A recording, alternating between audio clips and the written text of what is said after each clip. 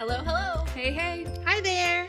Welcome back to ISBN-Depth. We are super excited for our November bonus episode. And here we have Kasper Kramer, who we're going to be able to interview for you guys today. We're super excited. We spoke about her a little bit in the last podcast. If you haven't watched that, go check it out. You've unfortunately missed the author showcase, so we're giving you a little piece to take home with you on your car ride home or sitting at your desk on YouTube. But she's written 2 books. We've got the Story That Cannot Be Told and The List of Unspeakable Fears. And Launa read that one, and I read this one. For those who can't see pointing, I read Story and she read List. So we're gonna start off with just the general questions and some craft or story questions on each story, and then some craft questions, and then can't promise that we won't get off on a tangent. But so let's get started. What's the first one? When did you know that you wanted to be a writer? And that's easy because it was always. So I think the only thing that I first loved more than books was cats. My first word was kitty, and then it was stories and books. My parents read to me a lot, so I wanted to be a writer before I could read, because they read, and I loved the stories that they read, and the idea that someone's job could be taking nothing and creating anything out of it was just like magic to me. So I love that. And we know that you teach in Chattanooga, correct? So yes. How long have you been a teacher? So I've been a teacher, if we're counting like when did I first start getting paid instead of just unsolicited advice that is not paid. When I was in college and undergrad, I started tutoring, and then it just I got an English degree, so it's easy to fall into teaching with that. And specifically, after I graduated with my BA, me and my husband, at the time boyfriend, moved to Japan together. Oh, wow. And we thought it'd be 1 year, maybe 2, and it was 5. And while we were there, we taught. So I taught ESL for a while, and then I was a kindergarten teacher.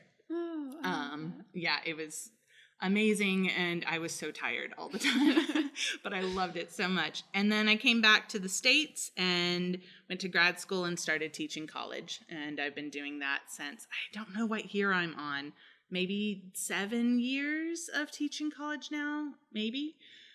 It's been maybe less than that, maybe 6. It's somewhere around there. It's been a while though, and I love it. And I teach a variety of things. Of course, I teach composition and literature, but I really love it when I get to teach novel writing or writing for publication or things like that. That's awesome. I love that. And you get to bring those experiences that you've lived into the classroom. Yeah. And it's easier to speak of a place like, I've been there before, and this is what it's like.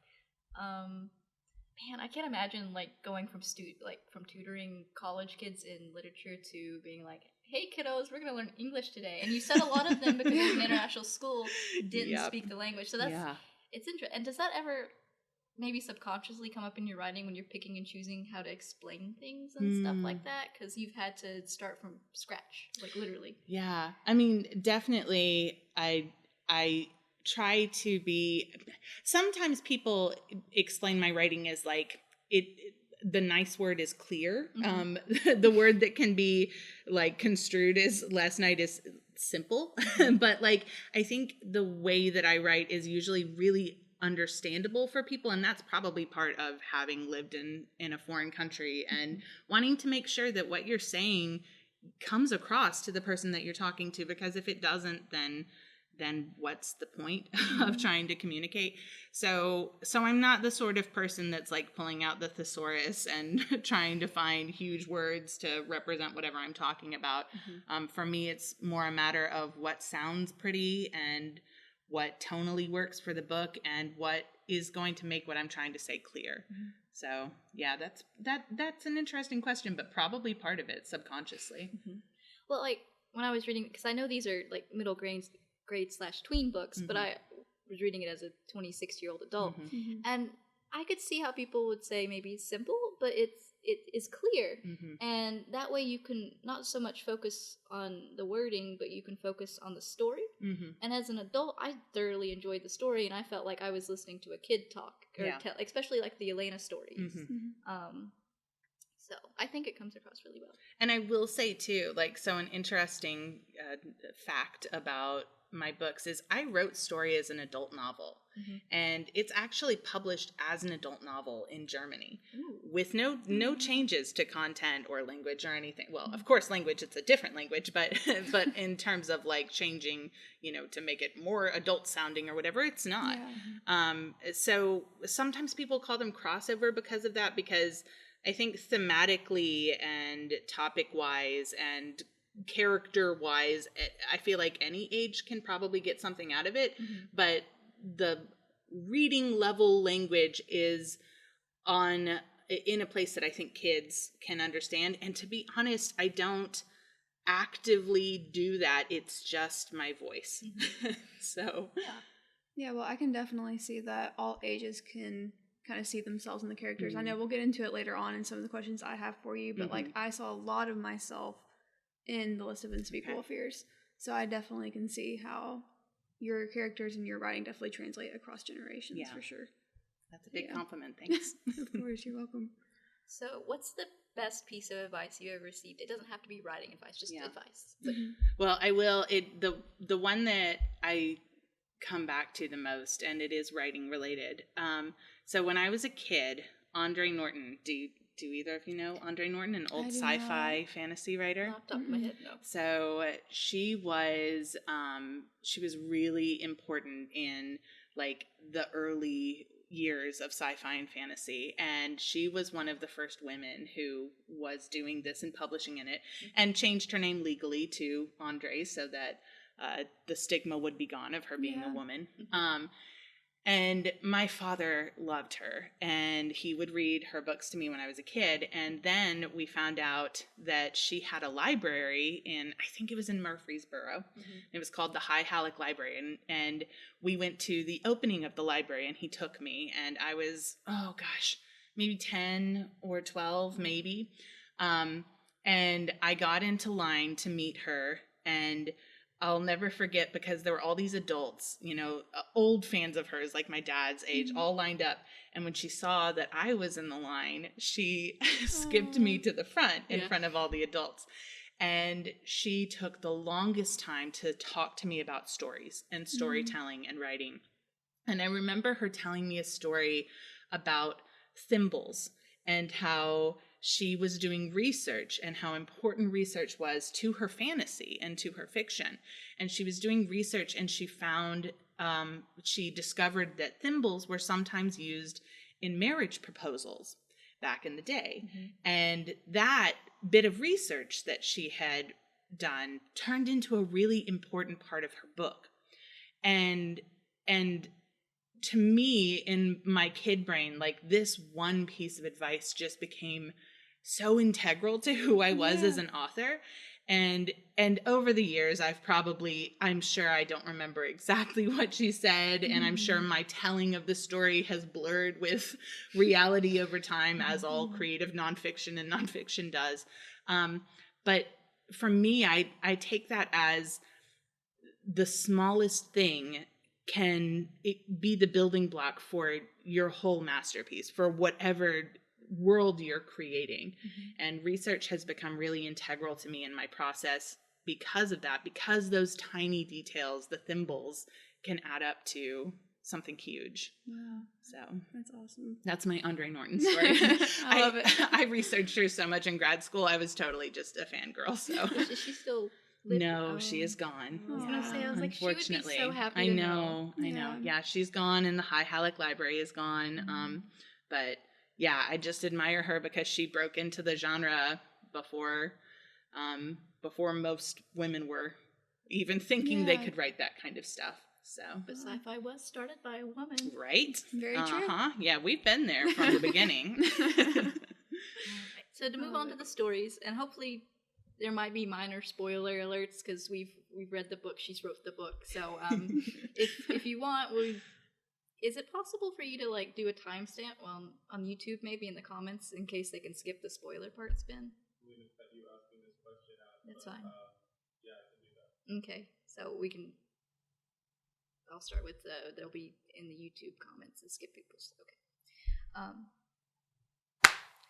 So in the YouTube video, there'll be in the comments timestamps to where you can skip this if you want to read the books later on your own, and we're going to get to spoiler territory. So so in the the story that cannot be told, because I have not read the list yet, I noticed that like Ileana. It's cool. Those vowels. And so Ileana was really close to her dad, and I was a bit of a daddy's role growing up too, so I enjoyed that. But and in this story, it's about resistance in multiple layers, and her father resists in watching American films with his like college students and things like that, and he takes her there. And of course, you don't find that out immediately. Right. It's later revealed. But then also it's revealed later on that Ileana's mother was part of the resistance movement from a teenager. And what she was doing was like doing covert messages, and she helped translate important materials and help get things published. And she seems like more of the freedom fighter than Ileana's father did. And I wondered why if you realized that you focused on him versus the mother, because it would have been a different story if you focused on their relationship. So yeah. Man, when you sent me that question, I was like, whoa, why did I do that? That is so, because for me, I am usually the kind of person that, I mean, the fairy tales in this book are feminist retellings of a very traditional fairy tale. So for me, I usually do wind up focusing on untold women's stories. So I thought for a long time, what was the subconscious reason? And I think it is simply that the book needed it because the conflict is what's interesting in stories. Yeah. Ileana, for one thing, she didn't know that her mother, this is from her perspective, so we only have access to the information she has as she has it, as she gets it. And Ileana didn't know that her mother was doing this stuff until the scene toward the end of the book where her grandfather reveals that her mom used to run these messages and carry supplies and things up the mountain to the resistors. So that's one reason. It's just a basic plot point. But I think the bigger reason is the story went there because Ileana is more like her mother in those ways. She would be a resistor. She would be a person who, after gathering the courage, would, like she does, stand up to the people that she thinks are doing wrong and stand up for what she thinks is right. So there's no conflict between what her mother did and what Ileana would like to believe that her parents did. But her father, she even confronts him at one point and calls him a coward.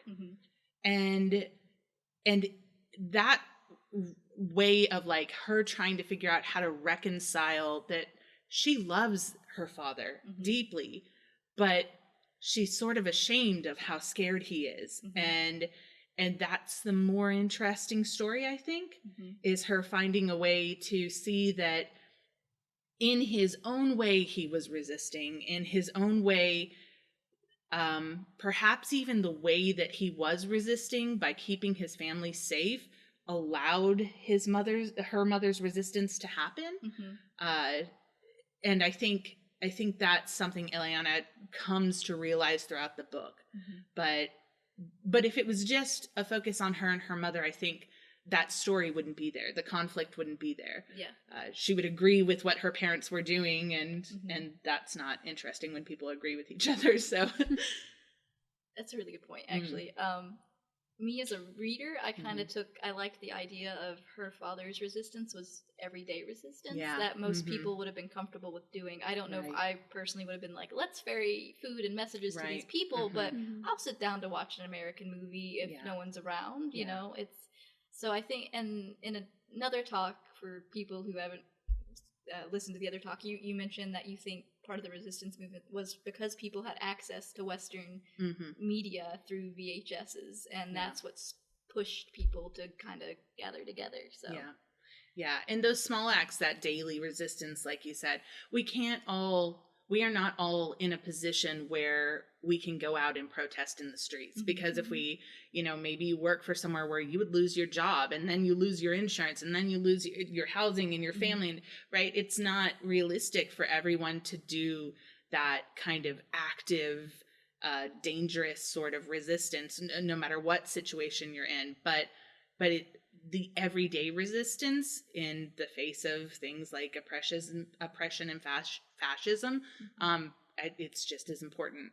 So, and then my other question was, what was it? Was it daunting to write a character from a different country with a different folklore and mythos? And you yourself didn't live in Romania in the 1980s, so was it daunting to tell someone else's sort of conglomerate of stories? Yeah, absolutely. Terrifying.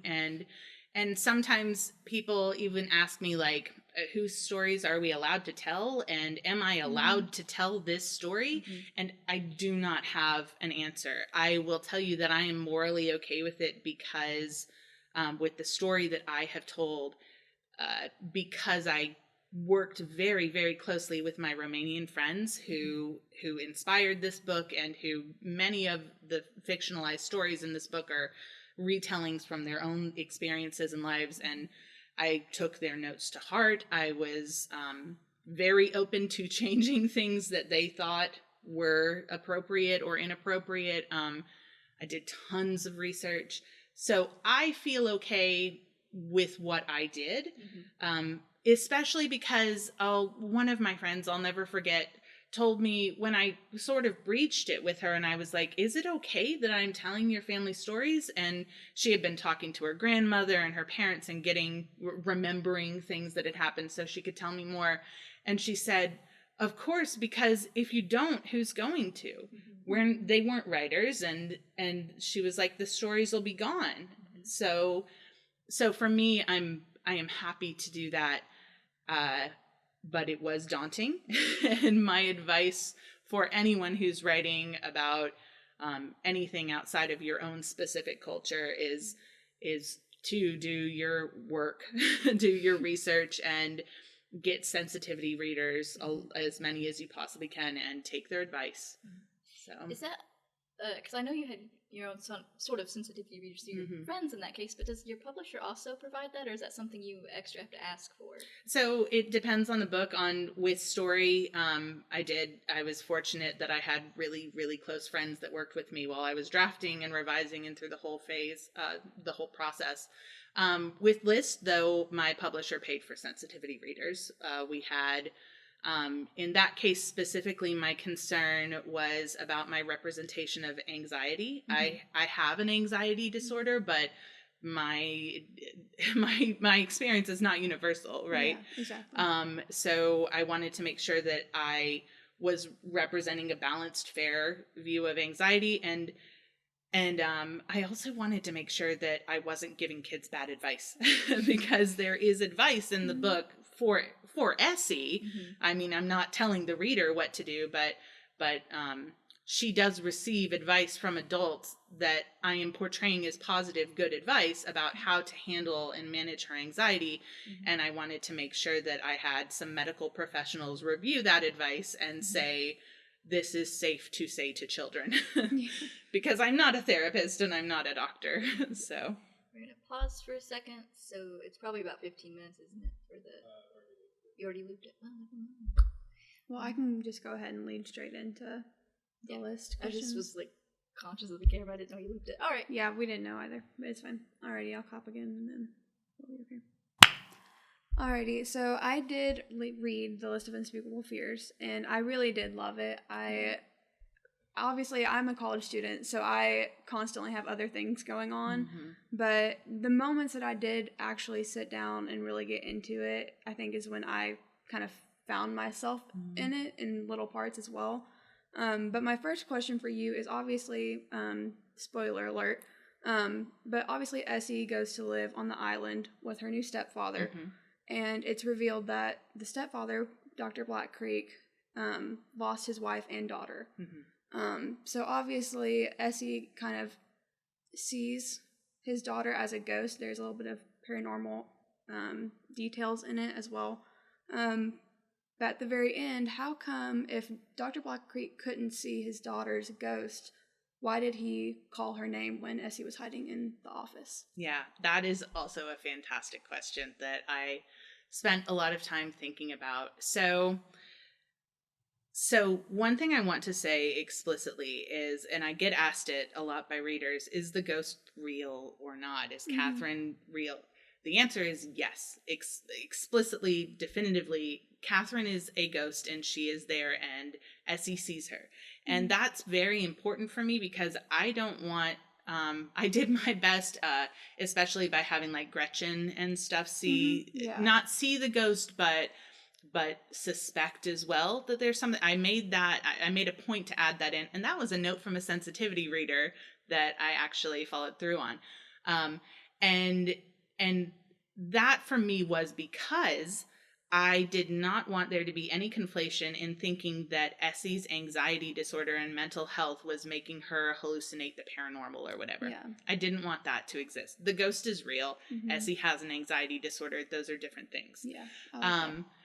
Now, as for Dr. Blackcreek, I think what happened there is a little bit of me putting myself into a character. And that is that I desperately want to believe in ghosts. Yeah. I am a huge, like, all the I love cryptids. I love aliens. I am totally like, I want to believe in ghosts and things like that. And I don't. I haven't seen any. I haven't seen a UFO. I haven't seen Bigfoot, right? Like, and I have tried to see ghosts. My parents are actually amateur ghost hunters. I love that. I think that's awesome. So when me and my brother were growing up, family vacations very frequently entailed going to haunted B&Bs and places like that. And sort of like trying to find something to entertain ourselves while our parents would wait till late at night and then creep around ghost hunting. And we'd like scare each other and stuff, and we'd try and like say that we saw things, but I never saw anything. And so that's where I'm sort of inserting myself into Blackcreek. I think that he would feel a lot better if he could see Catherine's ghost. I think that he desperately wants to, but ultimately he doesn't believe. And that's because he's a super science person. He's all about logic and science, and he can't separate that part of himself. And maybe that's why he can't see the ghost. I don't know. Maybe that's why I can't, is I'm trying too hard or I just won't let myself believe. But yeah, that's why. So he calls out for his daughter. He hopes that he sees her, but he doesn't. So it's kind of sad.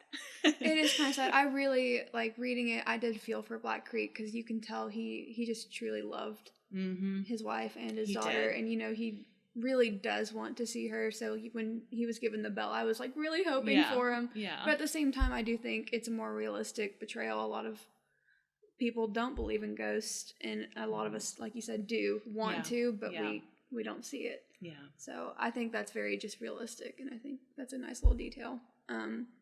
My second question was on Essie's relationship with Typhoid Mary, which I loved her character in the book. Absolutely loved it. I love her sassiness and her little dog, or is it a dog? Yep. Yep. Okay. Yeah. Her little dog real. Around. Mary brought her dog to the island. Yeah. And I think that's just awesome. I would 100% take my cat with me. Yeah. Which I'm sure you would agree with. Yep. But my question was, do you think that Mary and Essie saw a little bit of themselves in each other? Because Essie obviously was terrified of her to begin with without even meeting her. But yet she kept going back for evidence. But then you could kind of see, like, she kind of stopped believing in what Mary was telling her slowly. And I wasn't sure if you thought that was just her seeing her own reflection. I think they definitely do see each other in each other. And I think you're right that for Essie, it was just to collect evidence. But then after that conversation in the cottage, I think it was they sort of enabled each other. Mm-hmm. They especially, and I think you can feel it the most at the end of that scene when they're both bouncing ideas off of each other about where bodies could be buried on the island. Very true, yeah. Right? And that is enabling each other to believe in these things that really are ultimately fantastic. And Essie leans into that. And then toward the end, when she starts to feel like she's taken this too far and like she might be wrong and that he might actually be a good guy, the scene that I think that culminates in is when she meets Mary on the beach. Yeah. And Mary, again, Essie expresses for the first time, she's like, maybe we're wrong about this. And she hopes, I think, that Mary will maybe, again, help her find her way through this. But instead, Mary doubles down. Mm-hmm. And Mary says, no, your stepfather's a liar. The doctors are liars. All of this is nonsense. And I think that's what ultimately motivates Essie in a large way to reevaluate her own perspective, because she can see what she's doing in Mary. And when you're looking at someone else and you see someone else do the thing that you're doing that's not flattering or that's a problem, it's easier to recognize in another person. That's very true. So I think that's where that, and for Mary, I think the real Mary, who knows? We actually, for what we have some letters. We have, mostly though, unfortunately, most of our documents that we have about her are largely from the people who wrote about Mary, and not necessarily her. And those newspapers are very frequently not kind to her. There's definitely some misogyny that takes place, and there's some anti-immigrant kind of stuff, and so it's not very trustworthy to read into her biased. life. So I had to create a lot of Mary, and at the end, I feel I fictionalized her the most, because in my mind and in my heart, my Mary does not come back to the island. She does not go back to cooking because she has Essie. And she, again, sees herself in Essie and sees that Essie has grown and realizes that maybe she's been wrong about some things too. And then doesn't wind up in a maternity ward with typhoid fever, getting people sick like she did in real life. So, I love that. Well, I think that ends the actual specific questions as far as your two books. And I know me and Sam are both very interested in writing, and I know we have a lot of craft questions, and we had to narrow it down a little bit. But I'll start us off. Obviously, you're very open about having an anxiety disorder. I read your author's note in the list of unspeakable fears. I also deal with anxiety, so I can definitely sympathize with your characters and with you on that. With having anxiety, do you think that, like, how was it, like, your mind going through the actual process of, like, people are going to be reading this? Like, did you struggle with that? So, yes and no. On one hand, I've always wanted to be a writer, and so I've always known that is eventually going to mean that I have to let people read my work. So eventually, right, that's always been a thing. And when I am proud of something, I am happy to share it. I'm less scared to share it. The thing for me that I think mostly I can sort of pinpoint to how my anxiety sort of comes into the publishing and writing process for me is that I do not handle reading reviews very well, even good ones. So for me, it is too distracting, and I take it too far. If I read positive things, then I take it too far. If I read it, I crave it, almost. I can understand that. And if I read negative things, then I dwell on it. So for me, I have generally avoided those kind of things. That's how I cope with it. And I'm sure part of that is just recognizing my own mental health and where I have to set boundaries for myself. I love talking to readers, and I'm okay with talking to a person and a person that maybe didn't like something about the book. Like, I can do that in person, but the anonymous things online are very difficult especially when they're in mass. And so I just sort of avoid all of that kind of stuff. And that has helped me be an author and manage. Was there any like mental preparation that you had to kind of, prepare yourself for, just like mentally, like knowing like when your book was going to be released? Like, did you have to prepare for that? Yeah, I definitely, it's funny. Publication day turns out to be a lot of being on social media. You actually can wind up, you build it up to be this huge thing in your mind, and then it gets there and you're just at your house. And sometimes you have an event, but it doesn't always line up where it's on the same day. Yeah. And I actually, strangely, I have an anxiety disorder, and it affects my life in many ways, but the things I'm afraid of and that stress me out are not like things you would think. So speaking publicly, I've always been fine with. Speaking in front of large crowds, I'm actually totally okay with. I did theater in college. All of that I'm fine with. I'm also fine with like difficult and scary stuff. Totally fine. I'll be the first person to go into a basement if the lights go out and we got to check the breaker, right? Like that's where we differ. I could not. So like that stuff I'm fine with, but driving on the interstate, I can understand that one 100%. Stuff like that, the small stuff gets to me really bad, and to the point where it is sometimes paralyzing, or I'll physically make myself sick. So publication day, while it sounds like this huge thing, I felt like I prepared myself mentally as best as I could for that. And then in the end, it really wasn't like, it's like, again, it's just a lot of Twitter notifications. Yeah. So it turned out to be a lot less stressful than I thought it would be. Gotcha. So, mine's kind of like a multiple part question, but you can answer it as you see fit. But it's the process of how you got published, and what's it like, how many drafts did you do, what's it like querying, finding a literary agent, getting published, and then even more revisions after that, because as I understand it, it's like you do your first draft typically, and everybody's publishing stories different, but you do, your first drafts, and then you polish it up a bit, and then you're like, okay, this is good. I'm going to send this to an agent with a query letter. For those who aren't watching, a query, or for who are unfamiliar with it, query letters where you kind of you probe, you see, you find agents through various ways, but you're like, hey, I have this story, this is what it's about, are you interested in it? And then they'll say yes or no, or maybe so. And but once you get with an agent, you sign with an agent, sometimes they can send off your draft to a publisher, lickety-split, or sometimes they go, okay, we're going to work on your draft some more, and then we're going to take it to a publisher. And then once you get to the publisher will give you their own editors and or sensitivity readers, and then you still have to go through more revisions, and that's not counting like line edits, which is like towards the end, which is polishing, catching typos and stuff. So anyway, your experience with all that.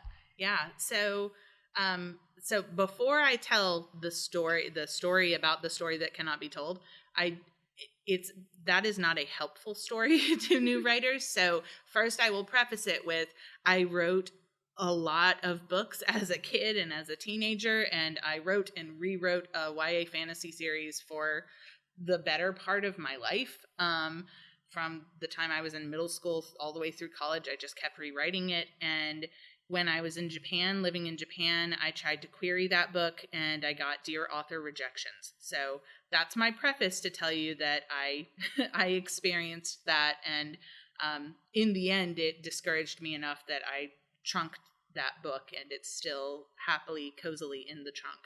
I don't know if it will ever see the light of day, but now I feel better saying that with Story, it was a lot of right place, right time, right person. I went to graduate school. That was why we decided to move back from Japan. Otherwise, we probably would have lived there forever. The food's amazing. Oh, it's so good. I miss it so much. So we were actually at the point where it was like, are we going to stay? Because it had been 5 years. Are we going to stay here forever? And if so, we were in talks to open up our own school. And I decided I wanted to give writing one more chance to be an author. So I said if I could get into a graduate school for creative writing and not have to pay for it, then we would move back to America for that. And I applied to like 5 or 6 schools, and I got full funding to 2. So we picked one, and I wound up at UT Chat, and my husband was able to get a job in Chattanooga, it just made it all fall into place. So we moved back, and story was my master's thesis. So that's the book that I wrote. I wrote it during my first year and mostly during the summer between my first and second year of grad school.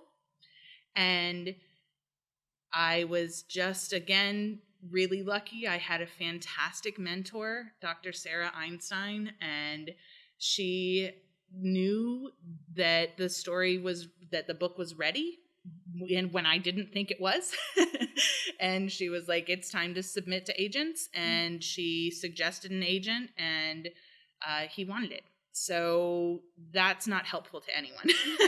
That story is not helpful, because usually it does take so many queries. I have friends who it took them 100 queries, and then they wound up with a 6-figure book deal, and it was great, and they have a career, right? But it can take a decade or more of querying. It does happen. I was just really fortunate that in this case, again, right person, right book, right place, right time. So with revision in that process, I prefer an agent who is a revision heavy agent. If someone tells me that everything is good, I don't trust them, which is why I didn't trust my mentor, even though she was right. It was ready for an agent. But it, of course, was not perfect, which she didn't say it was. She just said agent ready. So I knew that I wanted an agent who would tell me what was wrong and work with me on it. And me and my agent revised for about 3 months. He had me add, how many words? About 15,000 words, I think. He felt that the novel was too short. I wanted it to be an adult novel, and that's what we were trying to sell it as at first. And so I added about 15,000 words, I think. And then we submitted the book over the summer to editors at publishing houses, and we tried to sell it as an adult book for our first round, and we got so close so many times. And I can't say the names of like the people who it got really close with, but there were some awesome editors that really like we talked on the phone. I talked to 3 or 4 editors on the phone, and in the end, marketing and stuff couldn't be convinced. So my agent and I were just like, let's try Kidlit, because it is a young protagonist, and it immediately went to auction. So it was the right place for it. And the editor that I went with was actually the one, Reka Simonson, and she actually was the one who had the biggest changes she wanted to make to the book based on some of the editors that I had talked to about it. And I liked that. I liked that there were things she loved about it and that she was passionate about it, but that she also could see clearly how to make it better. So we got into revisions on that, and my first round of developmental edits on that one, of course, you remember my agent wanted me to add 15,000 words, and I did about that much. The first thing my editor wanted me to do was cut about 20,000 words. And it's not like you can go back and just cut those 15,000 you added, right? Yeah, like because you've then developed the story around those 15,000 that you added. Exactly. Yeah. I didn't fully succeed, but I probably did get close to cutting that much, but then through revision, I added so much other stuff that it bumped back up a lot. But yeah, so that probably developmental edits, like the larger scale stuff, probably maybe 3 months, 4 months, something like that. And then like you mentioned, then you go into line edits, and then you go into copy edits, and then you go into proofreading, and then you go into pass pages. And at every stage, changes are made, and you may wind up working with other people too. So sometimes publishers have freelancers who do the copy editing or proofing. Sometimes they have in-house people. Sometimes you know their names and talk to them. Sometimes you don't. But yeah, so a lot of revisions. I always, when I teach creative writing, I talk about how revision is the thing I like least, but it is the most important part of a story. That's where an idea or a decent story or anything becomes like a great story. Do you ever get to the point in revisions you're like, I don't want to look at this book again, I'm sick of it? Oh yeah, Yeah. of course. But I actually also, that happens to me more, even though drafting is my favorite thing. When I am drafting, I go through like these stages of, I love it, I hate it, I love it, I hate it, I love it, I hate it. And there will be times where I'm reading what I'm working on and going, this is the best thing I've ever written in my life. And it's going to win some big awards. And then like the next week, I'll be looking at the draft again and be like, okay, my career is over. Fantastic. Well, God, I'm glad that's universal, because I always joke, I'm like, I hit my God complex, and then I'll go back and reread it later. I'm like, oh my God, who let this person have a keyboard? And then like 4 or 5 weeks pass, or it's been a while and I've set the work aside and come back to it. I go, I am a genius. Like, yeah. Yeah. And I think when I know that like a draft is ready is I get to the end of it and I'm like, there is work to do, but this is a solid book. This is a good book. And when I hit that like middle ground where I both love it, but am willing to accept that things still need to happen, then I know that like this draft is complete. So we could probably go on with like questions forever, because like stuff you're saying, I'm like, I gotta tell her more. But we do probably have a time limit, even with some of Ben's perfect editing skills. And hopefully we talked loud enough this one. Sorry if the last one was a little quiet. We probably didn't talk loud enough. We never do. It's Can I tell you one exciting thing though? Absolutely. Okay, so it's brand new. It just became official like a week ago.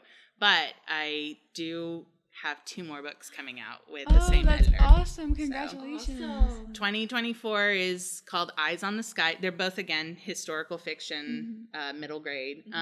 Eyes on the Sky comes out 2024, and it is Roswell, New Mexico, 1947. Wow. And then The Serpent on the Mountain comes out 2025. Time traveler. We will go back in time. And it is 1970s around here. Wow, that's going to be so exciting. Can't wait to read those when those come out. How much have you got each of them written? Because obviously one due date's closer than the other. Yeah, actually the one that has a farther due date, I have more written on. That's good. You can set that one aside and not feel guilty about it. Wow, well, that's so exciting. Thank you for sharing that with us, course. because we had no idea, obviously. Yeah, so it's brand new, so. Yeah, well, you heard it here first, folks. Hot off the press. Yes. All right. Well, thank you so much for coming today. And if you guys missed the showcase, shame on you. But yeah, so thank you again, Ben, for sitting through our talks. Because we could never do it without him, let's be honest. We really couldn't. You would get an unedited raw thing, and you probably couldn't hear us half the time. 100% bloopers. Yeah. It's fine. Yeah. Totally cringe. But yeah. So thank you guys for tuning in, and we'll see you on the next one.